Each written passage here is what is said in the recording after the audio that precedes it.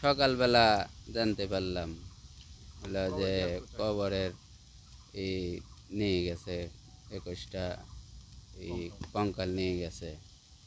আর বাবা আছে, চাচা আছে, দাদা আছে, সবাই আত্মীয় স্বজন এ নিয়েছে। ধরেন যে এই আবু জেহেলের মতন লোক।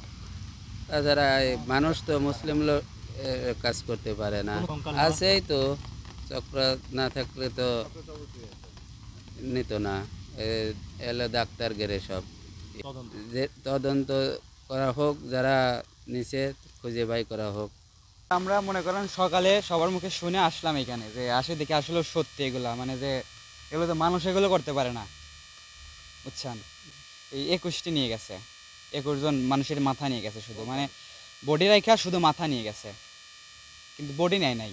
মনে করেন শুধু মাথাটা নিয়ে গেছে, খুলিটা নিয়ে গেছে, এই গত রাতে নিয়ে গেছে।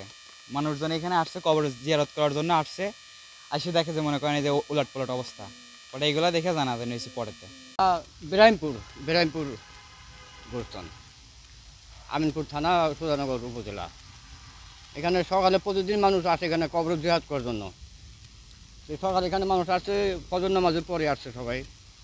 আসার পরে দেখতেছে এখানে এই অবস্থা। এখানে প্রায় 20-21-22টা কবর খুঁজে লাশ নিয়ে গেছে, কিছু হাড্ডি পড়ে আছে, মাথা পড়ে আছে, এখান থেকে নিয়ে গেছে। অনেকের আত্মীয় স্বজন, আমাদের আত্মীয় স্বজন আছে এখানে। আর এখানে তো আমার তো মনে হয় যে মুসলিম কোনো মানুষ এই কাজ করতে পারে না। কিন্তু মানুষ তো মরার পরেও শান্তি নেই।